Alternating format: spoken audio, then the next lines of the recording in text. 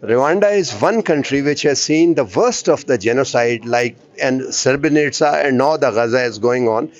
We have today with us Ambassador, High Commissioner, Her Excellency Madam Fatima, and Mushahid Hussain with us, who is very keen interest in Africa also. I'll first of all go to the Madam Ambassador. Madam, what do you say on this genocide, and how did the resilience of the Rwandan people enable the Rwanda? And I was listening to Ambassador Hamed, you saying there are two shining stars in Africa. One is the Morocco and other is the Rwanda. Yes, Rwanda, we are shining. As I mentioned, after the genocide against the Tutsi, we choose our unity and reconciliation. This is our goal. And after reconciliation, the Rwanda has now achieved and positioned itself in different aspects like in education, health, tourism, agriculture, and so on. Now we are the first country in Africa as a cleanless country, and also we are hosting different events. We already host Chogam, already host African Women Leadership, and we also host BAL 2025, and very soon in September we will host also the World Cyclist International UCI.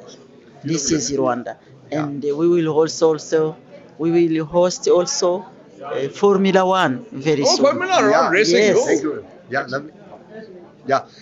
How do you see relationship between Rwanda and Pakistan, especially? Africa is rising. I think in the last 1 year, two persons have contributed to that the most. One, a lady from Rwanda, and a gentleman from Pakistan. Right. The lady from Rwanda is Her Excellency, the High Commissioner of Rwanda, very dynamic, with a lot of initiatives, actually Fatima. And the gentleman from Pakistan is Additional Secretary in the Foreign Ministry, Right. Ambassador Hamid We'll go to him Asif. just in a And moment. both of them have played a pivotal role in turning around this relationship, which is now, in fact, becoming a very special relationship, Yeah. in my view. And so I think that Rwanda and Pakistan have a lot of similarities. We are both located in very geopolitically important areas. Rwanda in Africa and Pakistan in Asia. Both have a colonial past of Western colonialism, which has damaged the region also.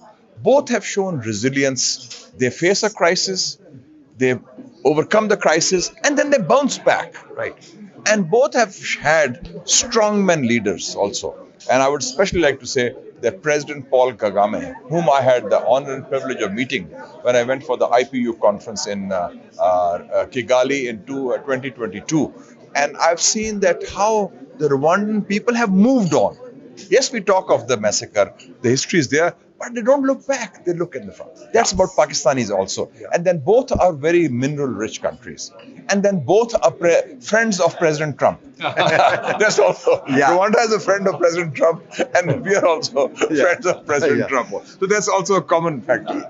Ambassador Saab, we just heard your speech. Wonderful, as Thank you you very presented the genocide, especially.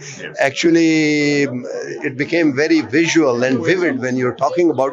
Say something at this point in time where we are standing as two nations for a joint collaboration and partnership and development and all that. Well, I would say that we are at the takeoff stage. I think a lot of good work has been done over the last couple of years. Pakistan has a very clear Engage Africa policy, which was unveiled in 2019. After that, we opened 5 new embassies. We opened 7 new commercial sections. And we have been trying to promote South-South cooperation. Right. If you zoom out for a moment and look at the global landscape, it's very, very obvious and clear that in Europe, in many Western countries, there is an anti-immigrant sentiment, there is an anti-migration sentiment, and particularly for countries which are Muslim countries, brown countries, there is a resistance now to doing business, to enhancing cooperation, to letting people even visit, even to allow children to come and study in those countries. It's high time, and I think the government is on the right track, that we are now focusing on this immense continent. It is 54 countries. I think virtually every single country has tremendous opportunities. And with a concerted whole of government effort, I think that it will not only provide us with job opportunities for Pakistan, it will provide export opportunities, but as I said, investment opportunities, joint ventures in the African continent. If we can make a consistent effort, I have no doubt that our exports to Africa can be doubled in the next 3 years. And we need to open a few more missions also. And high level political connectivity is very important.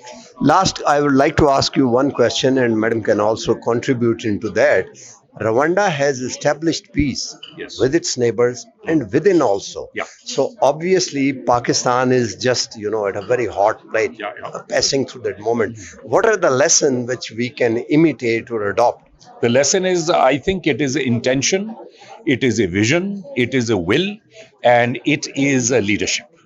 And I think our leadership also has this vision of peace within and peace without. Many regions in the world these days are difficult. There are frictions on the borders. Many borders, we have to remember, were artificially drawn. When colonial powers were leaving, they drew borders in a manner that they left problems behind. So it is up to our new generation and it is up to our leadership to absorb those issues and to have a larger vision to resolve these issues so that we can have peace, because it's only when we have peace that you can have progress and prosperity. What are the pathways for that? And also for the resilience. Yeah, you need also the resilience. As Ambassador Mushahid said, we have the similarities about between our two countries. From Pakistan, you can learn many things, and the Pakistani can learn from Rwanda. If you have a problem for neighbor, you need to sort out the problem.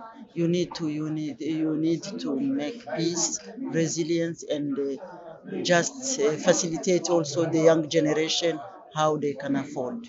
Yes, I want to just congratulate Pakistan under the leadership of the government of Pakistan to create the friendship group of Africa. Now we have the group of parliamentarian, and through parliamentarian we can strengthen our diplomacy. This is a journey, and we appreciate as African ambassadors how now we have a friendship group from Pakistan. Thank you very much, Thank you ma'am. so much.